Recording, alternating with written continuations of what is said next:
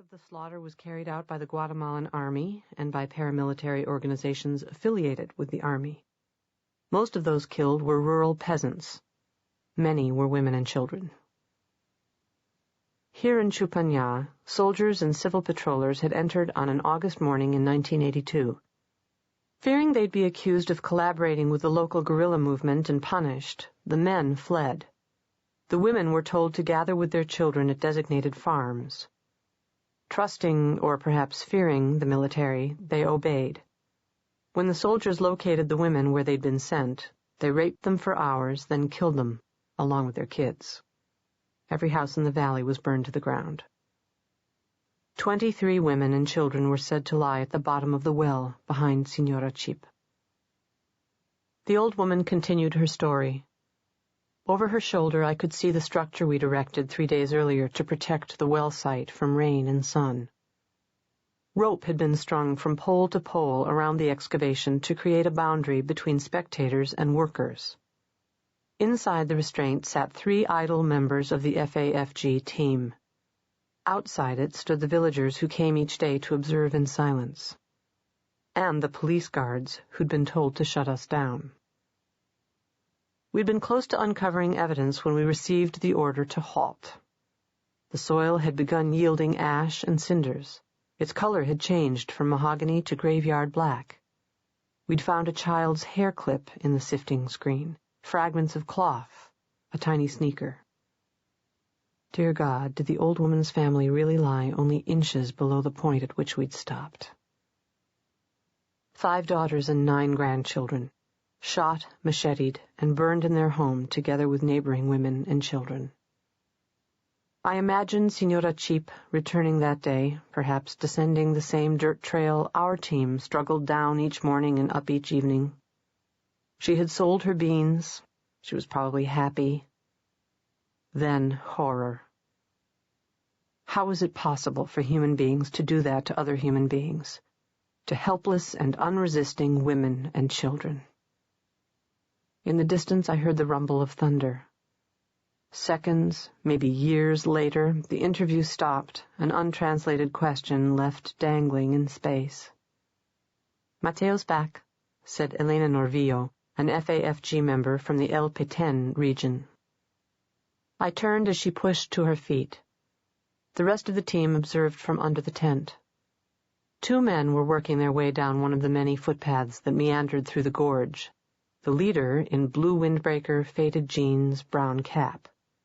Though I couldn't read them from where I sat, I knew the letters above his brim said FAFG.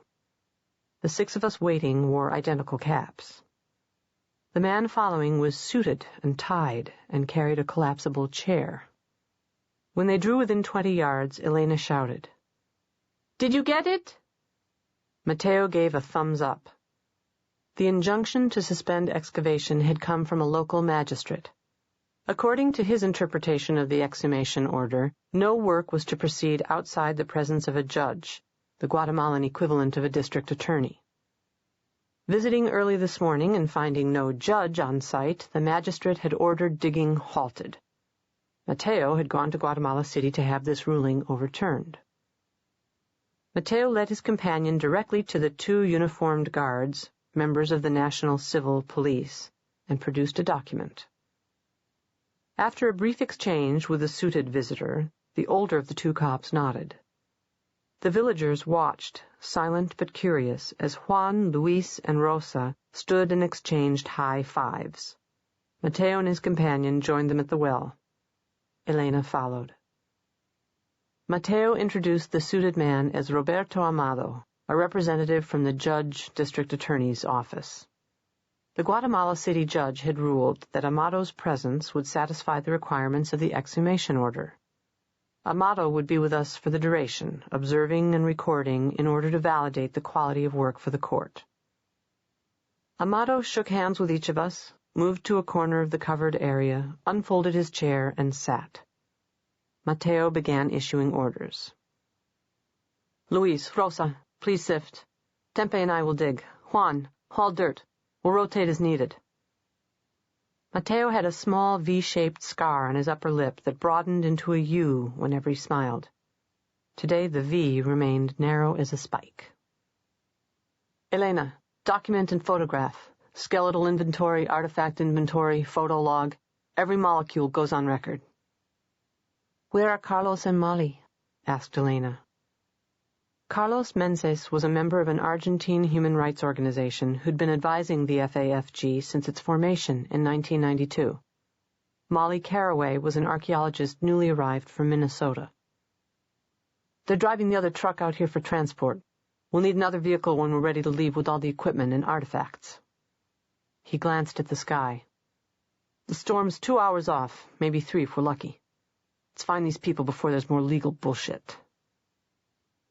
As I collected trowels and placed them in a bucket tied to a length of rope, Mateo zipped the court order into his pack and hung it over a crossbar. Tubes of muscle bulged in his neck and arms as he and Luis flung back the tarps covering the mouth of the excavation. Mateo placed a boot on the first of the dirt steps we'd terraced into a pit wall and slowly climbed down. When he reached bottom, I lowered the bucket, then descended as he had done, placing my feet sideways, testing each makeshift tread. Stepping off the last riser, I stood in a hole no more than 6 feet square. The walls and floor were slick, the air dank and rotten. My heart thumped below my sternum. A bead of sweat raced down the furrow overlying my spine. Always in narrow, dark places. Closing my eyes, I fought past the claustrophobia. I thought of my daughter, Katie. I pictured my cat, Birdie, my townhouse in Charlotte, my condo in Montreal. My breathing eased. My heart slowed. Mateo was already on his knees, scraping the damp earth when I opened my eyes. I moved to the opposite corner of the pit, and for the next 20 minutes we worked in silence, troweling, inspecting the ground, scooping dirt into buckets. Objects emerged with increasing frequency. A shard of glass, a chunk of metal, charred wood. Elena bagged and recorded each item. My trowel touched something hard. Laying the implement aside, I cleared mud with my fingers. The object was slender like a pencil, with an angled neck ending in a corrugated upper surface. Above the neck, a tiny cap. Surrounding neck and cap, a circular cup. I sat back on my heels and studied my find. A femur and pelvis. The hip of a child no older than 2. Sweet Jesus in heaven. Tears burned the back of my lids. Mateo. I pointed at the little bones. Mateo crawled to my corner. For a moment, neither of us spoke. Then Mateo crossed himself and said in a low voice, "We've got them." When Mateo stood and repeated the phrase, the entire team gathered at the edge of the well. Elena tossed down a camera, then a plastic marker stamped with the numeral 1. I positioned the case number and took several shots. The storm held off, and the well told its story. The child had been one of the last lowered into the clandestine grave. Under and around it lay the remains of others, some badly burned, others barely singed. By late afternoon, 7 case numbers had been assigned, and 5 skulls stared out from a tangle of bones. 3 of the victims were adults, at least 2 were adolescents. Number 1 was a child. For the others, age estimation was impossible. At dusk, I made a discovery that will stay with me the rest of my life. For over an hour, I'd been working on skeleton number 5. I'd exposed the skull and lower jaw and cleared dirt from the vertebrae, ribs, pelvis, and limbs. Skeleton 5 was female. A corroded wedding band circled one fragile phalange. Though the colors were faded and stained, I could make out a pattern and material adhering to the upper torso. Between the arm bones, atop the collapsed rib cage, lay a bundle. Cautiously, I separated a corner, eased my fingertips underneath, and teased back the outer layer of fabric. Inside the bundle, clutched by skeleton 5, I found an arch of tiny vertebral discs with a miniature rib cage curving around it. Arm and leg bones the size of matches.